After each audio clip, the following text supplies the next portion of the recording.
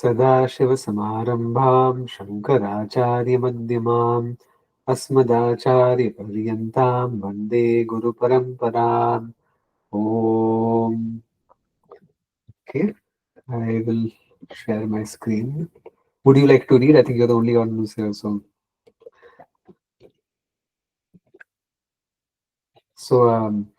yeah, just to give some context, I think last time we spoke about the two nishthas, lifestyles for gaining self-knowledge, and we also mentioned that it's not krama based, but it's rather, or not. It's not really a choice, but it is a pradhanata, what you're giving higher weight to depending on one's stage of life, age of life, and such. So we can continue from there. If you can read from there. Hari Om. How this teaching came about. We have two epics, the Ramayana and the Mahabharata. Both are historical and also have a literary value. I consider these historical poetic works to be similar to those we have in English literature. Shakespeare's plays, for example, while based on certain historical figures, also have drama woven into them. Walter Scott's novels are especially historical in their mention of the names of particular kings. The description of the time period and condition is all true, whereas the heroes and heroines are fictional. Similarly, I see in the Ramayana, authored by the poet Valmiki, historical figures in Rama, Sita, and Dasharatha. Also, Ayodhya, the city in which they lived, did exist. So, too, the island called Lanka and the demonic king Ravana. But I also see an underlying meaning conveyed by Valmiki when he presented Ravana as having 10 heads. If someone has 10 heads and each head thinks on its own way, then you have a person who thinks as though he has 10 heads, each one having its own way of thinking. He is therefore a person of great confusion. Ravana was like that. He was a Brahmana and a great Brahman. devotee, Brahmana and a great devotee of Lord Shiva. However, he did not behave like a Brahmana. A Brahmana should not rule a kingdom, and Ravana did. Furthermore, although he was a devotee, he was also demonic. Thus, Ravana was an embodiment of contradictions. This may be why he was portrayed as having 10 heads, an aspect that is purely poetic. We also find in these epics a lot of poetry centered on certain historical events. That is why they are called Itihasa, meaning this is how it was. Iti ha asa.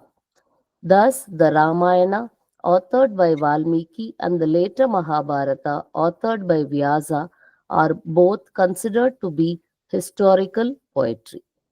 Yeah. So this is a very important point again, which is when we talk about itihasas, one has to have some viveka in being able to separate the poetic aspects of it versus the historical aspects.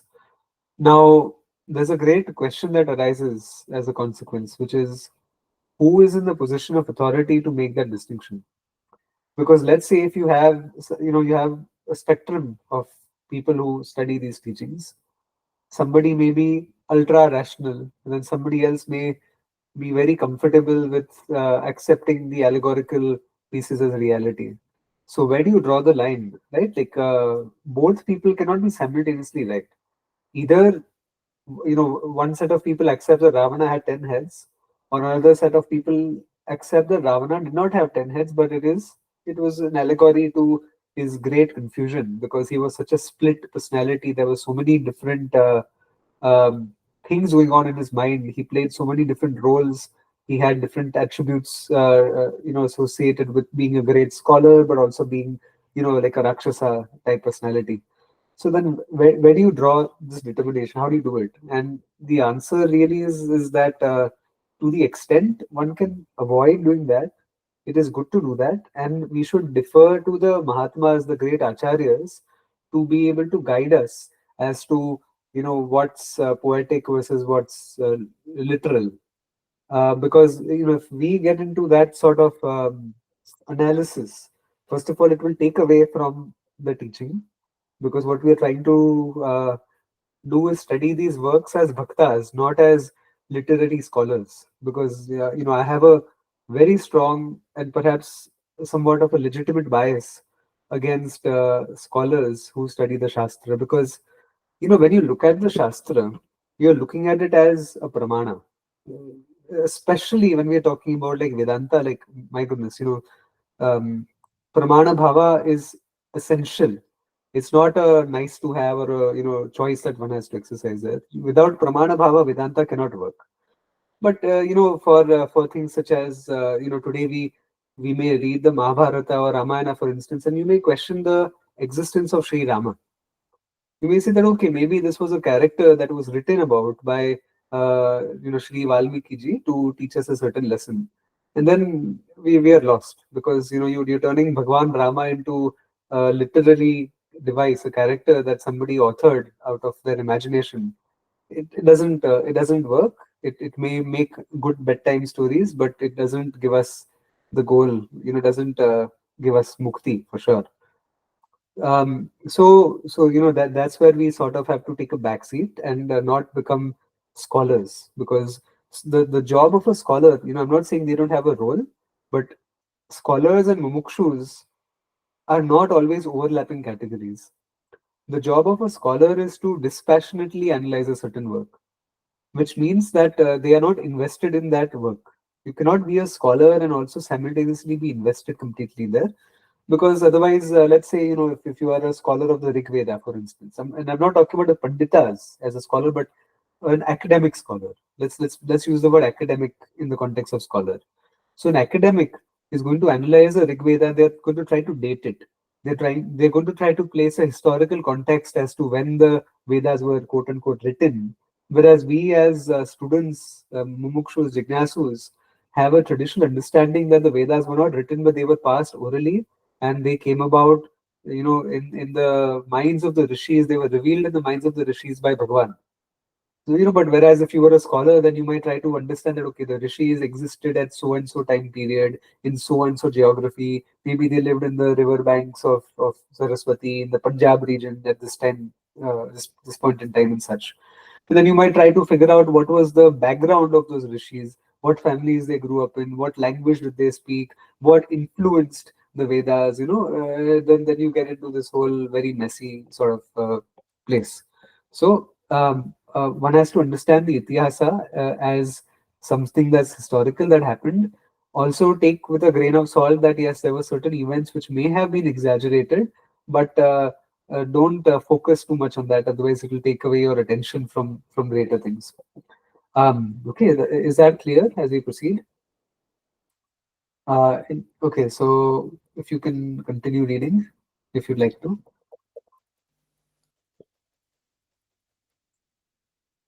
Mahabharata, the fifth Veda.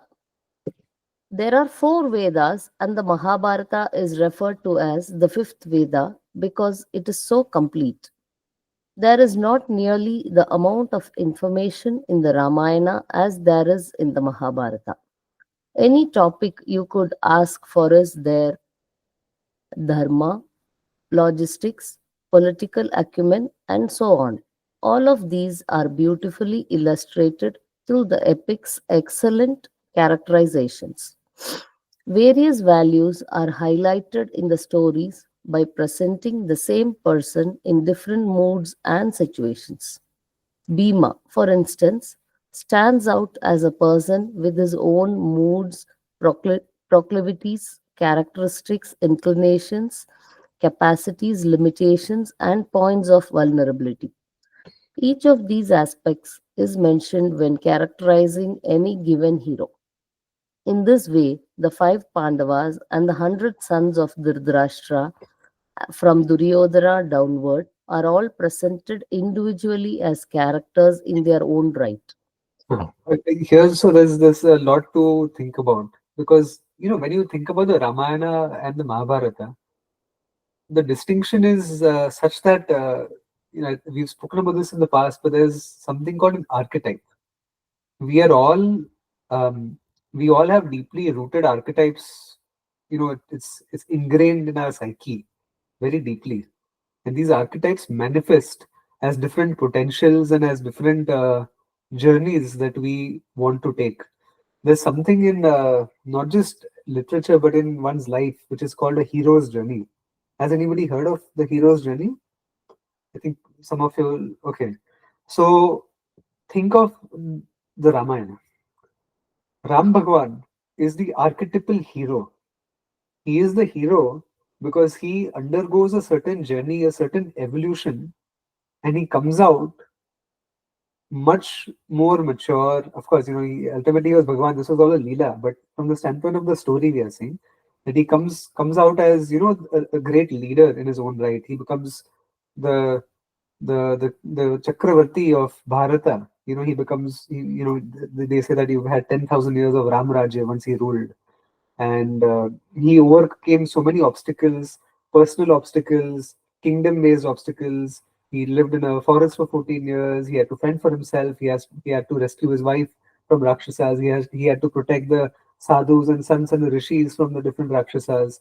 There were so many things that he had to do. He had to struggle so much. He had to play the role of an ideal child, an ideal husband, an ideal leader, an ideal everything. Really, he had to go through a lot of painstaking, a lot of suffering in order for him to emerge as the great Mahatma, as the great Ram Bhagwan that we worship today as Maryada Purushottam.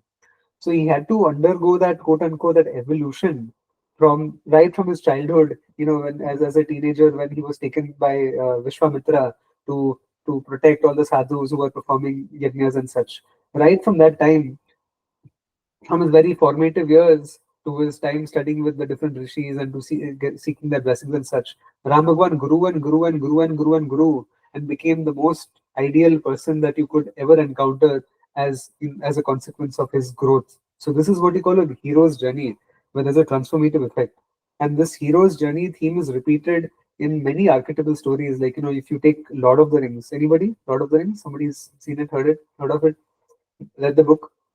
So you have Frodo, who's kind of like responsible for the ring, and he has to ultimately defeat this great evil Sauron, right? And he has to throw the ring down Mordor in this whole volcano. And there's a whole hero's journey that he has to walk through. Okay, Harry Potter at least, right? Somebody's read Harry Potter. So same thing again, Harry Potter, like he's a small child who's suddenly caught up in this world of magic and mayhem, and then he lands up in Hogwarts, and at the end of the 7 years that he spends in Hogwarts, he emerges as a hero because he's transformed, he's undergone an evolution, and then he defeats Voldemort at the end. So again, he's undergone this hero's journey. So this is, I would say, the most it's best captured in the Ramayana. It's beautifully captured in the Ramayana. But there's also other places where, if you watch The Lion King, for example, Simba undergoes the hero's journey, where ultimately, he's exiled from the kingdom, but then he comes back and he proclaims his, I guess, throne, and he takes it from his evil uncle, Scar. So in each of these epics, there is this great evolution, a great journey that the character undergoes, where they grow, but along with their growth, we also grow when we read about their journey. And so when we read about the struggles of Sri Rama and all of the things that he overcame, because the hero's journey is not complete if you're just beaten down and beaten down and beaten down by life. The hero's journey is only complete when every time you're knocked down, you get back up and you become better and better and better and better. And Ram Bhagwan had so many opportunities where he was knocked down, right? The greatest one was when Sita Ma was kidnapped. That was like, oh my goodness, it was a very sad moment for him. But he got back up again and he conquered his enemies. He conquered all of the inner and outer demons. And he came out victorious. So this is what we call a hero's journey. And this is most beautifully presented in the Ramayana. And there are some modern epics also, like I said, Lord of the Rings is a very good example of it as well. But if you see the Mahabharata, for instance, this hero's journey is somewhat subdued because the characters are not as archetypal as they are in the Ramayana. You have different archetypes, even in like Western literature, for example, you have the king, you have the magician, you have the damsel in distress, right? Like all of these are stories that you read over and over and over again. In every culture, in every civilization, there are these repeating themes, like the damsel in distress. Where you have this princess who's locked up in this ivory tower by some witch or some demon or whatever it may be, and then the knight in shining armor has to come and rescue her.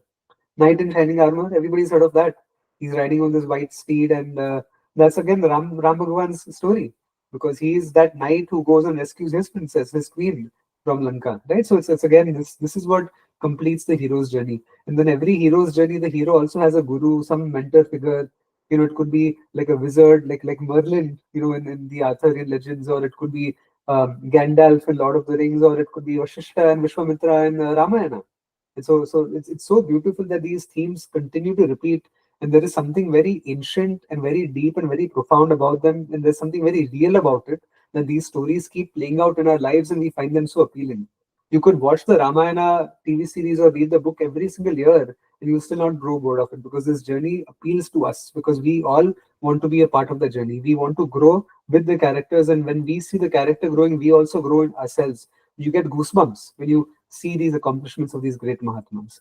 So that's what you call a hero's journey. And men have their own hero's journey, women have a slightly separate hero's journey. But this hero's journey is a very important thing that we are all trying to fulfill in our lives. We are all trying to be heroes in some way, right? And now in the Mahabharata, the thing is that the characters are less contrasted. In Ramayana, the characters are very contrasted. So Ram Bhagwan, absolute good, right? And then you have the Rakshasas who are really, really, really demonic and not dharmic. Let's not use the word evil, because it has very biblical connotations, like good versus evil. But let's say dharmic versus adharmic. There's a delineation over there, very clear separation. But in the Mahabharata, there are characters who have a lot of shades of gray. Like for example, of course we know Bhima is a nice guy, he's a Pandava, very decent, but he also had a lot of anger, right? Like he was very prone to outbursts and a little bit of a violent mood swings at times and such. And then you had people such as what's his name, Dronacharya. And again, like there were certain virtues that he had, but he also had a special attachment for Ashwatthama. So then there were certain problems that he was also facing. Every character except for Sri Krishna, because Sri Krishna is again a Purna Avtara. You don't classify, you don't psychoanalyze Sri Krishna, otherwise you're in trouble there also. But let's say every other character like Arjuna and others, they had their own problems. In fact, the whole Gita is an elaboration of Arjuna's problems. But then he was not an ordinary person, because he was a great Yodha, extraordinary warrior, a hero in his own right. Like today, if you had a child, and you would want that child to be like Arjuna, right? You would look towards a character like Arjuna for mentorship as well. So but again, he had fears, he had insecurities, he had attachments. So there's multi-layered characters in the Mahabharata. So that's the way you understand these archetypes. Where Ramayana is more pure in terms of the archetypes, and Mahabharata is more layered and more complex. And that is why we say that there is more politics happening in the Mahabharata compared to the Ramayana, because the Ramayana is somewhat cut and dry, whereas in Mahabharata, because we have so many character traits in a single person, those character traits make themselves available for a lot of political shenanigans as well. So that's how the Itihasas play out as differently from each other. Any questions here before we proceed? Okay, if you may continue, please.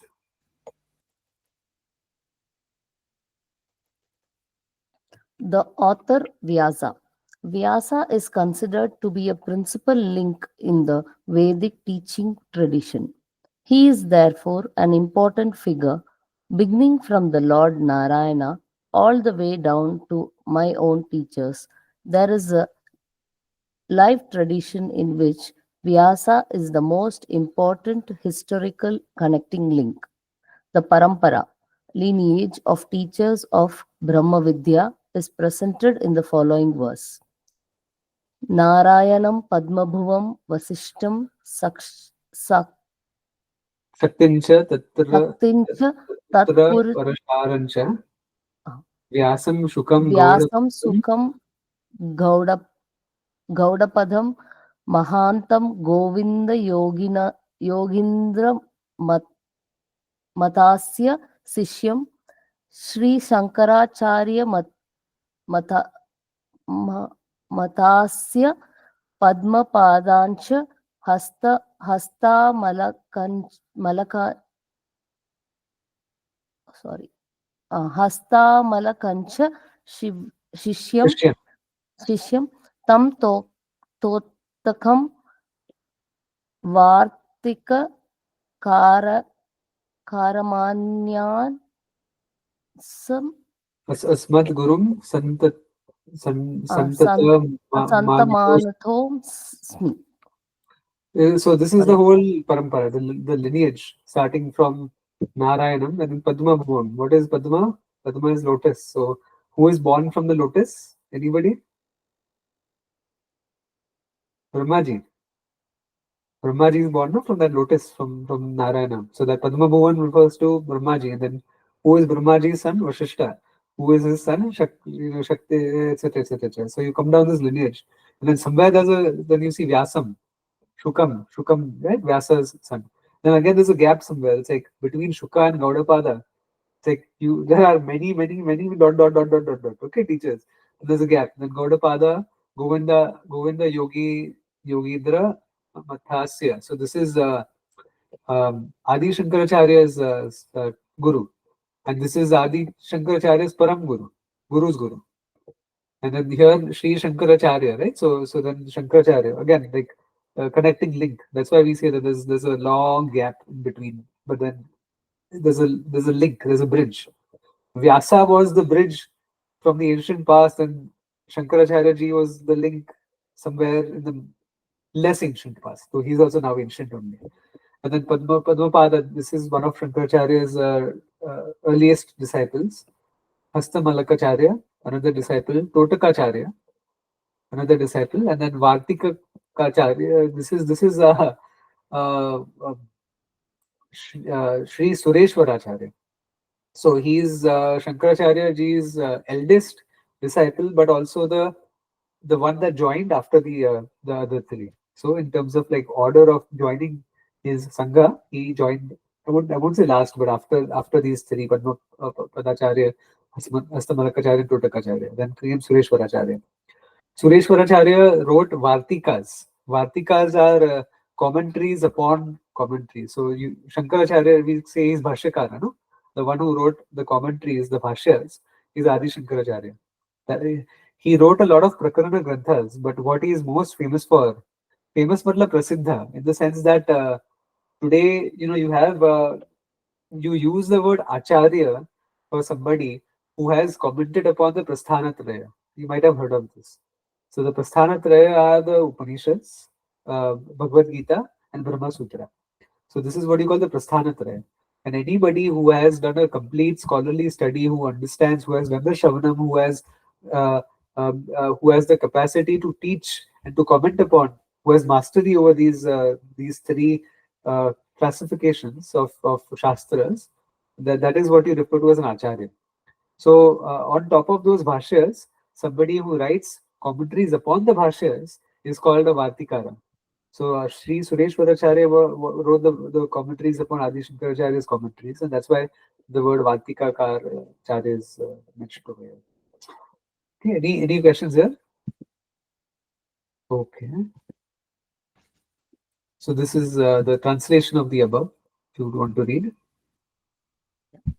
I remain as one who always salutes Narayana, Brahma, Vasishta, Shakti, his son, Parasara, Vyasa, Shuka, the great Gaudapada, Govinda Bhagavad Pada. The most exalted among the yogis, his disciple Shankaracharya, Shankara's disciples Padmapada, Hasta Malaka, Totaka, and the author of the Vartikas, Sureshwaracharya, and our other teachers. So, Vyasa is also called Veda Vyasa so because one, it one, was one is that each of these names that you have over here, like there's a reason why these names came about. So we spoke about the Vartika, right, which is Sureshwaracharya. Then Totaka. There's a what is it called? Ashtakam called Totakashtakam. So when Totakacharya, I think I forget what where the place was, but what was it in Kashi somewhere? He met his guru Adi Shankaracharya ji, and very spontaneously, a set of verses, shlokas, emanated from his mouth in praise of Adi Shankaracharya, and those verses were written in the Totaka meter. So that is why the name Totakacharya is given to him. Because of this Totakashtakam. So you can read the Totakashtakam. It's very beautiful. Then Hastamalakacharya. There's a story here as well. Adi Shankaracharya ji's his fame followed him everywhere he went. Now what happened is there's one student, or rather there was a boy who whose parents thought that the boy is very stupid, dumb, not very intelligent because he was mute. He never spoke to anybody. He barely played with other kids. He did not respond to, many of the things that other kids like to do. So, they thought that there was be some mental issue or something that this kid has. So then they brought him to Adi Shankaracharya. And, they said, okay, look at this boy. Silly boy. Doesn't talk to anybody, doesn't respond, doesn't react, doesn't play, doesn't do things that other kids, normal kids are supposed to do. Abnormal little child we have. You only talk to him. We've given up. We don't know what to do. He doesn't listen to his teachers. He doesn't listen to his parents. He's just sitting there like a stubborn little nobody. So then Shankaracharya is sending his parents away. Okay, okay, you go. I'll talk to him. So then Shankaracharya ji is asking him that he knows that this is not a normal child. This is a special child, and I don't mean special in a bad way, but in a great way. So he says that who are you? So then this whole Brahma Vidya starts coming out of his mouth that I am, Satchidananda Atma, this is, etc., etc. And so there's this whole Malakacharya's composition, which is also worth reading. So then the question is that, hold on, wait, how did this happen? Why is this child suddenly a jnani?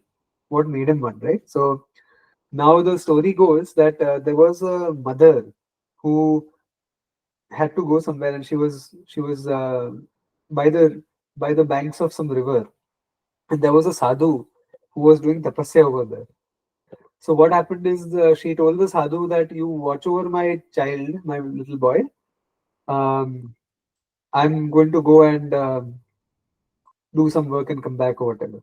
Now that person was in samadhi or something, so he did not register what the mother said.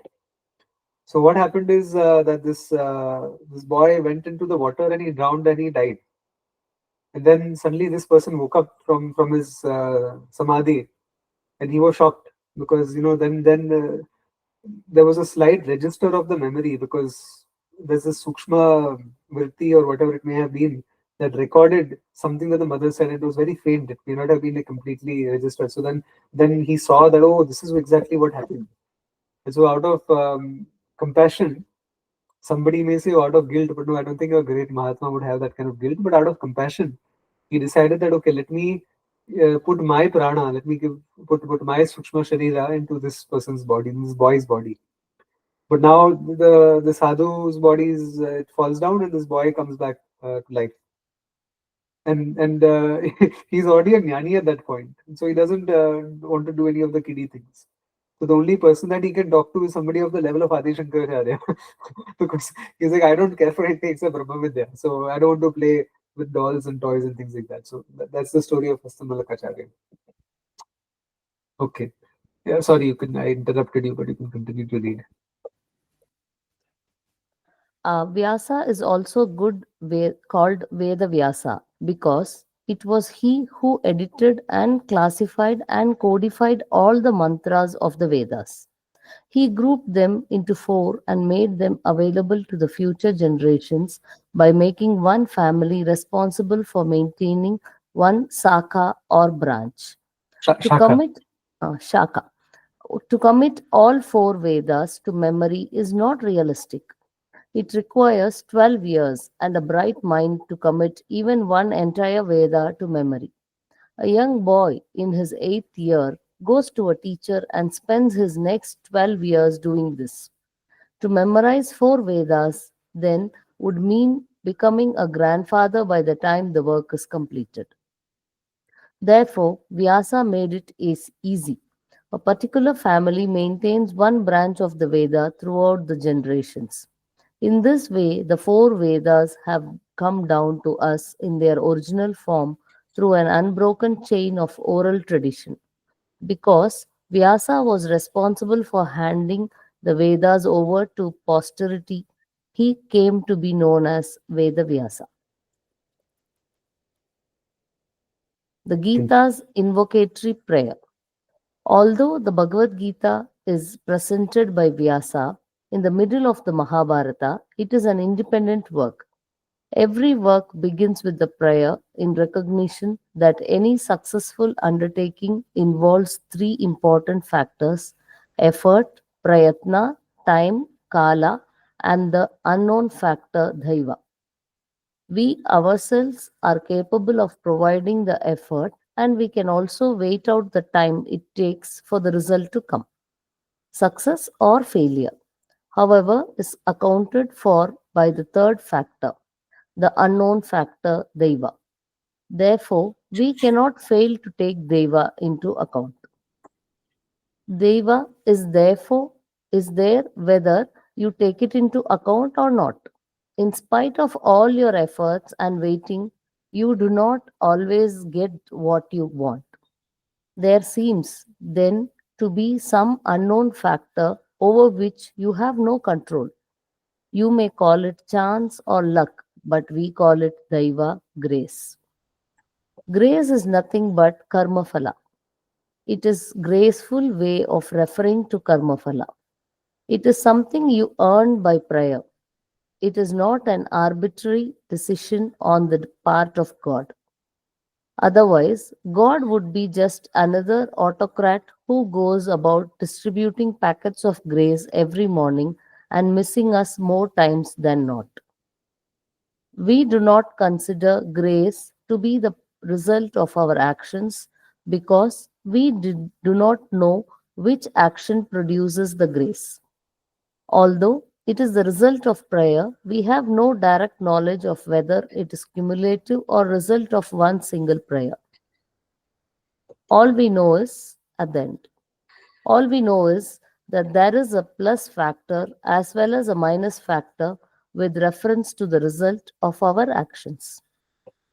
Thus, we find that in spite of all our effort, there is something else which makes the difference between success and failure. That is the Deva, the unknown factor. Shall I continue? Um, yes. Astrology tries to tries to unfold a pattern in your life that can be projected from your horoscope. Your birth is an event, a visible event that inaugurates your life.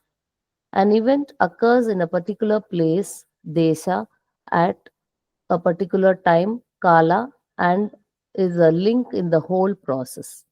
If there is a pattern, if there is a destiny, then this event is the inaugural event from which the destiny would unfold itself. You do not know what the pattern of destiny is, but you do know that your birth and event took place at a given time. Now, suppose there is another pattern that is projectable. This projectable pattern and the pattern unknown to me are connected. How? When you are born, the constellations and planets are in a particular configuration because each planet has its own orbit and its own speed. You can find patterns of the horoscope which are projectable to any future time. By observing people's lives, relationships can be seen between the heavenly patterns and the events in a person's life. Recurrences of specific events in the lives of people under certain planetary configuration gives rise to rules of astrological prediction. The planets do not interfere with your life. Your actions in the past and the present do, according to the Sastra. Astrology is only a predictive discipline. Indian astrology is useful in that it gives you a basis for specific prayers to neutralize the negative karmas in terms of undesirable situations unfolding in this life, and to enhance the results of positive karmas in terms of desirable situations. Yeah, this has to be the best explanation of Jyotisha Shastra that I've ever seen. It makes sense and it's worth recounting it to people who don't understand how Jyotisha works. Um, you know, I've spoken to a lot of people who sometimes come up with very stupid theories because there are two types of people here, right? One who outrightly reject Jyotisha Shastra as pseudoscience, which it is not. For a thinking person, you will find patterns. The thinking person will find patterns in different disciplines. But then there's another set of people who will say that, oh, no, no, we completely accept Jyotish Shastra, but they don't understand how it works. Which is that, recently at the workplace, there was some guy who's basically saying that, oh, yeah, I think the gravitational force of the moon and Mars and Jupiter and these things impact you. I'm like, wait, hold on. That doesn't make sense, first of all. It's a reductionist approach. And the problem in this kind of thinking is that I said that, look, for some people, Shani Dasha may have more consequence than, let's say, uh, the Chandra Dasha or something related to Surya Dasha. So the gravitational pull that the Earth would experience from the moon, the moon is smaller than Saturn, obviously, but it's close by also. So that's why you have tidal forces and things like that. So the gravitational force of the moon would be greater on planet Earth. So then, how can one planet or one graha impact one person more than another if they are both the same distance from planet Earth? Doesn't make sense. So when you start unraveling our logic, you begin to see that even the things in which we have Shraddha, sometimes it is an injustice to uh, our teachings, Sanatana Dharma, the Shastras, if we use a foolish explanation to justify something that is right. So not only do we have to first of all have the Viveka to understand something, but also to be able to give the benefit of the doubt to things that we don't quite understand, but at least come up with a logically plausible mechanism for why it would work, which is exactly what Puja Samji has done over here, right? Which is that he's given a beautiful explanation as to how it works. Now, I'll share something like personally in terms of just being able to. I tend to conceptualize things a lot to try to understand why something works as opposed to just accept it. So, suppose, this is especially true when it comes to Vedanta, right? You can't just accept that, oh, I am Atma, I am Brahman. You have to understand it. It's not just a matter of repeating it as a fact. That fact has to be seen, it has to be understood.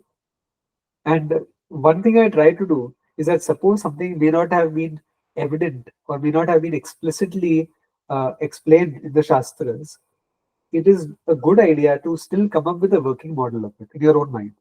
That, okay, Shastra says, okay, like, for example, somebody dies after X amount of years and the Jiva goes to another body. Okay, that it may not have been explicitly spelled out, or one may not have encountered that in whatever they are studying right now. Maybe they'll encounter that fact later. But come up with a working model in your own mind and keep it as a pending model, pending further validation. And usually, what I find is like, for example, this thing that Pujo Samji spoke about, the same model of Jyotisha I had in my mind. And over here, Pujo Samji validated. So many times you'll find that your guru's teachings validate your own perspectives and theories, and that's a very good thing. Then hold on to it very strongly, because whatever you had as a contingent idea, now it becomes a crystallized idea because the guru has check marked it. So that's a good way to study the shastra as well. That have some pending, contingent, tentative thoughts about different subject matters, but allow it to be confirmed by a great Mahatma as well. And any questions on this? What we've looked at, including the Daivam, the grace part. Okay. So let's do one more section and then we can maybe after this we can close. The unknown factor. What we are saying here is that there is such a thing as Daiva, a third factor, a factor in which you can neutralize certain results already created either in this life or previously. This is done through prayer. Thus, for any undertaking, the third factor, Daiva, is invoked. This is why, before beginning the study of any discipline of knowledge, we invoke the Lord through a prayer. The Gita, coming in the middle of the Mahabharata, does not have a prayer as such, although Vyasa did invoke the unknown factor in the form of a prayer at the beginning of the epic itself. Because of the importance of the message of the Gita, it is described as a pendant jewel in the midst of the Mahabharata. Therefore, there should be a prayer for the Gita also. Prayer can be in different forms. It can be a mental, it can be in so many words, or it can be suggested by one word. Here we have a suggestive prayer in the narrator's sentence, Dhritarashtra Uvacha. Bhagavad Gita, the word Dhritarashtra is much more than the name of the blind old man seated in his place, wanting to know what had happened in the battlefield. Dhrita means is sustained, and Rashtra means the entire world. Dhritarashtra, that means the one by whom the entire world is sustained. Dhritam Rashtram Ena. And who is the Lord? The entire world is sustained by Ishvara. By beginning the Gita with the words Dhritarashtra Uvacha, two purposes are served. The Lord is invoked by the word Dhritarashtra, which is a kind of prayer, and the word Uvacha indicates that the narration of the Gita was about to begin. The Gita opens with the blind king Dhritarashtra sitting in his palace with his companion Sanjaya, a minister who was blessed by Vyasa with an extraordinary audio visual capacity. He could hear what was happening far away. He had a mind like a radio that could pick up sounds from a distance. He could also see situations and events beyond the frontiers of human eyesight.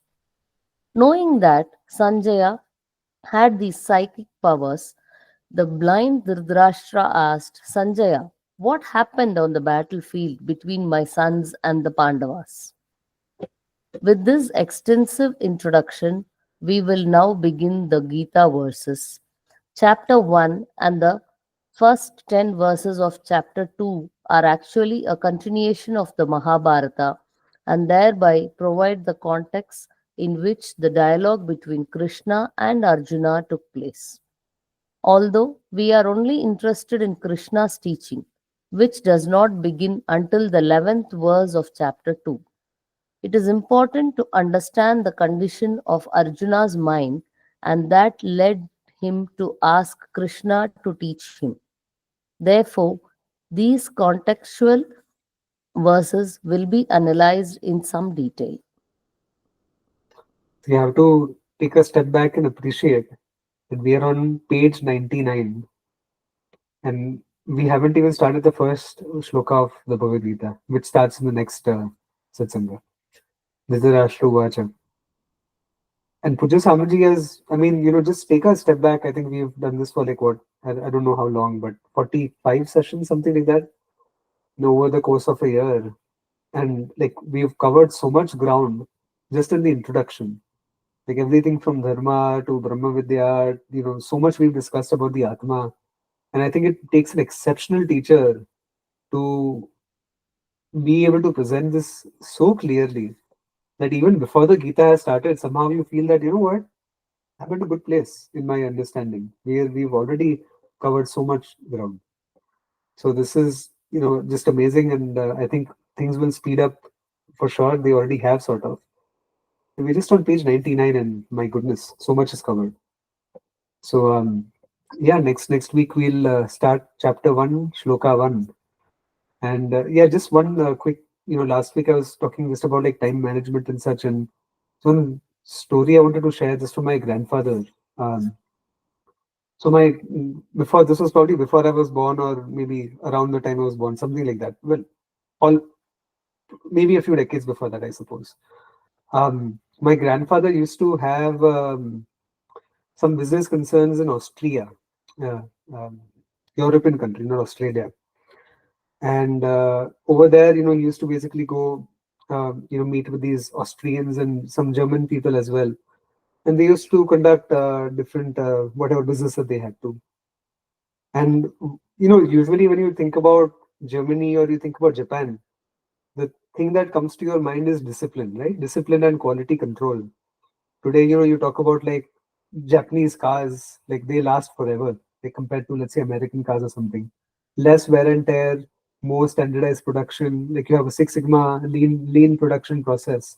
So it's very well put together, and everything is so standardized and everything is so scalable. And that's why, like, there's this book called The Toyota Way, where they talked about like how the company Toyota came about and how it used these lean manufacturing principles to come up with a superior product at a low price. And likewise, when it comes to German stuff, like I think they are very well known for precision and things such as timeliness and all. So, one of the things that my grandfather, like, he told me when I was very young, is that whenever he had to meet a business colleague or anybody, if there was any meeting that he had to attend, what he would do is he would show up to that place 5 minutes before time. So if the meeting is at 5 o'clock, he will show up at 4:55. He'll wait in the car for 5 minutes and knock on the door at 4:59:30, because you want to come early so that in case there's traffic, in case there's some contingencies which slow you down, maybe something happened, whatever it may have been the case, you reach on time if you plan to reach a little in advance, just before your actual event. So he'll wait outside 4:55. He'll wait in the car and he'll knock the door exactly on time. And I think that's a very good thing that I also learned sort of growing up, which is I like to be there on time, and if possible, sometimes even before time. And so that's why I think it's a good thing. I think my grandfather taught, and it's a good value for time as well. So I appreciate you all for like showing up on time today, but please show up on the dot. If you are able to show up 30 seconds before. If I'm able to make it on time with a newborn, I think you can as well, especially because there's no driving distance here. So we'll meet next week, and have a good week until then. Om Purnamadah Purnamidam Purnat Purnamudachyate Purnasya Purnamadaya Purnamevavashishyate. Om Shanti Shanti Shanti. Harihi Om Shri Gurubhyo Namaha. Harihi Om. Om. Hari Om.